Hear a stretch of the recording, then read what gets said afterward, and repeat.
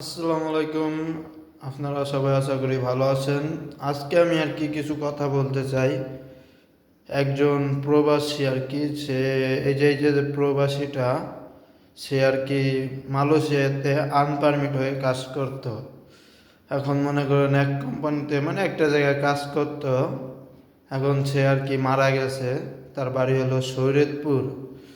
এখন সে মারা গেছে মনে করেন রুমের ভিতরে।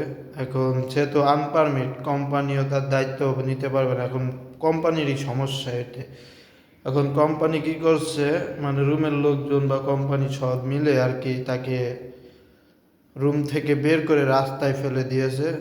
ছবিটা তো অবশ্যই দেখছে, রাস্তায় ফেলে দিয়েছে। ব্যাট বুট মানে কাপড় চুপড় যা যা সব সব রাস্তায় ফেলে দিয়েছে।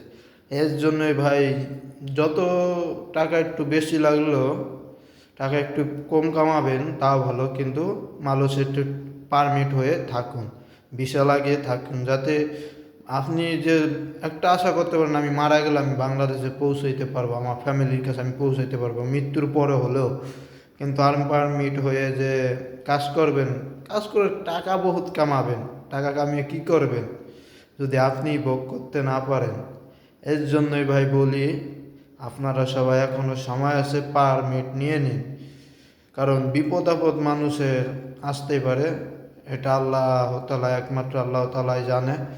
তার জন্য সবাইকে বলছি ভাইয়েরা, যে কেউ যদি আনপারমিট থেকে থাকেন, যে কোনোভাবে পারমিট পারমিট নেওয়ার সুযোগ পেলে অবশ্যই পারমিট নেবেন। আর যদি কেউ বাংলাদেশ থেকে আসতে চান বা ট্যুরিস্টে এসে আনপারমিট হয়ে কাজ করতে পারে, সমস্যা নাই। টাকা বেশি কামাবেন, খরচ হবে না। টাকা প্রতি মাসে পাঠিয়ে দিতে পারেন, টেনশন থাকবে না। কিন্তু ওই যে কথা আছে না, চুরি চুরি চোরের কোনো দিন ভাত নাই, সেরকম একটা কথা আছে না। এরকমই মনে করেন সে আনপারমিট হয়ে একটা দেশে কাজ করে কিছু টাকা বাঁচানোর জন্য, তার জন্য তার অবস্থা এরকম হয়েছে। আমরা খুবই কষ্ট পেলাম যে একজন প্রবাসী, সে টাকা পয়সা অনেক কিছু ইনকাম করেছে, কিন্তু সে বাড়ি পর্যন্ত যেতে পারে নাই।